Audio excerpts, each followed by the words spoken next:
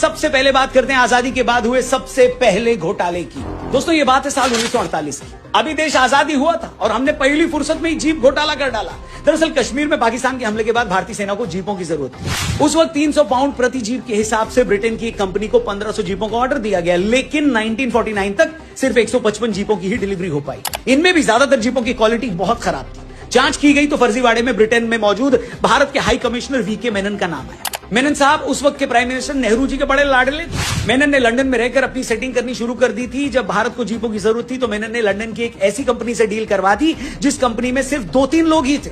यहां तक कि कंपनी के पास नाम मात्र के ही पैसे थे। इस कांड की जानकारी जब भारत पहुंची तो स्यापा मच गया। मेनन को लंदन में हाई कमिश्नर के पद से हटा दिया गया। मगर अंधेर गर्दी देखो, जिन मेनन पर इस पूरे घोटाले का आरोप लगा था, बाद में उन्हीं मेनन की सिफारिश पर घोटाला करने वाली कंपनियों के खिलाफ केस लड़ने के लिए वकील चुना गया। कई साल चली इस जांच के बाद 1955 में इस मामले को बंद कर दिया गया और जिन मेनन पर घोटाले के आरोप लगे थे, बाद में उन्हीं को आदरणीय नेहरू जी ने अपनी कैबिनेट में मंत्री बना दिया। इस तरह आजाद भारत में किसी घोटालेबाज को सम्मानित करने का यह पहला मामला बन गया और आने वाले भ्रष्टाचारियों को प्रेरणा मिली।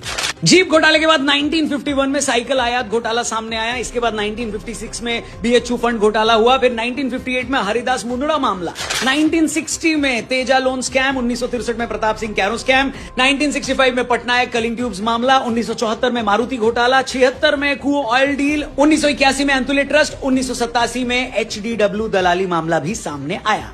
इस तरह छोटे मोटे घोटाले करके ये देश अपना टाइम पास करता रहा। तो बात कर रहे थे बोफोर्स घोटाले की, एक ऐसा घोटाला जिसकी गूंज आज भी संसद से लेकर सड़क तक सुनाई देती है। हुआ यूं कि 24 मार्च 1986 को भारत सरकार और स्वीडन की हथियार बनाने वाली कंपनी एबी बोफोर्स के बीच 1437 करोड़ रुपए की एक डील हुई। इस डील के हिसाब से इंडियन आर्मी को 155 mm की 400 हुवित्जर तोपें मिलनी थी। मगर 16 अप्रैल 1987 को कुछ ऐसा हुआ जिससे भारतीय पॉलिटिक्स में भूचाल आ गया। स्वीडन के रेडियो स्टेशन ने क्लेम किया कि कंपनी ने इस रक्षा सौदे के बदले भारत के कुछ नेताओं और रक्षा विभाग के अधिकारियों को 60 करोड़ रुपए घूस में दिए। इसके बाद 20 अप्रैल 1987 को लोकसभा में राजीव गांधी ने बताया था कि न ही कोई रिश्वत दी गई और न ही इस डील में किसी ब्रोकर का कोई रोल है। हंगामा बढ़ा तो मामले की जांच के लिए जेपीसी बनाई गई। मामले की जांच के लिए एक टीम स्वीडन भेजी गई। इस बीच प्रेशर लगातार बढ़ रहा था और आखिरकार 29 नवंबर 1989 को राजीव गांधी ने प्रधानमंत्री पद से इस्तीफा दे दिया। 404 सांसदों से जीत कराई कांग्रेस पार्टी। इसके बाद 1989 में हुए आम चुनाव में 193 सिर्फ 193 सीटों पर सिमट गई और तब से